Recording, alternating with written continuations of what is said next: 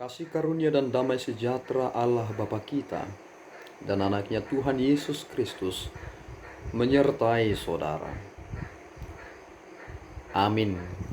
Shalom, saudaraku yang terkasih di dalam nama Tuhan Yesus Kristus. Senang bisa menyapa saudara di tempat saudara berada hari ini dalam dimensi yang berbeda, tetapi dalam dunia yang sama. Sebagai insan yang diciptakan untuk Tuhan, sebelum melakukan rangkaian aktivitas kita pada hari ini, marilah kita mengawalinya dengan mendengarkan firman Tuhan. Shalom, ayat harian kita pada hari ini tertulis pada 1 Korintus 1 ayat 27 yang berbunyi, "Tetapi apa yang bodoh bagi dunia dipilih Allah untuk memalukan orang-orang yang berhikmat, dan apa yang lemah bagi dunia dipilih untuk memalukan apa yang kuat." Amin. Saudaraku yang terkasih di dalam nama Tuhan Yesus Kristus, jika manusia adalah orang yang berhikmat, tentu dia tidak akan menolak penciptanya, bukan? Tetapi realita yang kita lihat di perjanjian baru, ketika kita melihat perjalanan kehidupan Yesus Kristus hingga ia tersalib, ternyata orang-orang yang merasa dirinya telah hidup di dalam keberagamaannya, telah memahami tentang aspek hikmat, ternyata mereka menolak Kristus. Dan Paulus juga mengatakan hal ini sebagaimana tertulis dalam kitab 1 Korintus pasal yang pertama ayat yang ke-18. Sebab pemberitaan tentang salib memang adalah kebodohan bagi mereka yang akan binasa. Artinya, penolakan mereka akan salib Kristus adalah hal yang mereka kira adalah bagian dari hikmat. Mereka berpikir bahwa mereka telah hebat, mereka adalah orang yang pintar, yang bisa menolak salib Kristus. Padahal kita melupakan satu hal. Jika Tuhan menginginkan kita menjadi orang yang berhikmat, tentu Tuhan menginginkan kita menerima Kristus dan beriman padanya.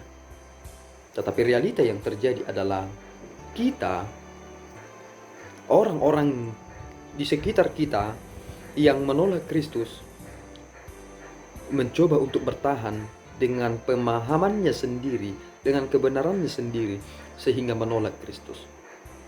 Jika mereka berkata, Yesus Kristus bukan Tuhan dan Juru Selamat, mereka berkata bahwa salib adalah kebodohan. Ternyata kita mengerti apa maksud Tuhan akan semua itu. Tetapi apa yang bodoh bagi dunia, dipilih Allah untuk memalukan orang-orang yang berhikmat. Bagi orang, salib Kristus adalah kebodohan. Tetapi itulah yang dipakai Tuhan untuk mempermalukan orang yang berhikmat. Yang dianggap orang Kristus adalah pribadi yang lemah, ternyata itulah yang dijadikan Allah untuk memalukan apa yang kuat.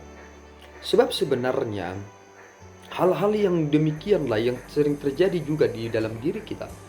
Kita terlalu sepele dengan hal yang kecil, ternyata hal-hal yang kecil itu juga lah yang membuat kita jatuh. Kita terlalu sepele dengan orang-orang kecil yang sederhana, yang kita anggap sebagai pemula, ternyata mereka lah yang memegang keluar biasaan di masa depan. Yang dulunya adalah orang yang terlalu disepelekan, tetapi ternyata mereka lah yang menjadi pribadi yang memegang kekuasaan di masa depan. Kita tidak mengetahui masa depan, karena itu adalah bagian dari Allah. Tetapi yang kita pahami dalam keberadaan kita hari ini adalah, aku adalah orang yang berhikmat jika aku di dalam Kristus. Bukankah itu sesuatu hal yang dapat kita megahkan dalam diri kita? Mengapa demikian? Karena aku datang kepada Kristus itu bukan karena kekuatanku, tetapi ada hal yang membawa aku kepada kebenaran itu, sehingga aku takluk di dalam iman kepada Yesus Kristus. Sehingga rasio yang aku miliki ini menjadi diluruskan karena aku hidup di dalam Kristus. Tidak ada orang yang hidup di dalam Kristus berkata bahwa aku adalah pengikut Kristus yang benar, tetapi menjadi sangat bodoh. Malahan ia akan mempergunakan apa yang Tuhan berikan ini menjadi lebih optimal, sehingga tidak ada keterbatasan yang memikirkan dirinya sebagai orang-orang yang terbelakang. Keterbatasan itu ada, tetapi orang yang di dalam Kristus akan menyadari satu hal, bahwa sama seperti Kristus yang merendahkan dirinya dan hatinya, maka semua penghakiman itu ada pada tangannya. Sehingga ketika kita menjadi orang-orang yang terus berusaha menjadi rendah hati, kita mengetahui tentang akhir segala sesuatunya. Bukankah itu menjadi suatu keindahan dalam kepastian yang Tuhan telah nyatakan bagi kita? Jika orang berkata kita adalah orang-orang bodoh karena mengikut Kristus, itu adalah kebahagiaan kita, saudara.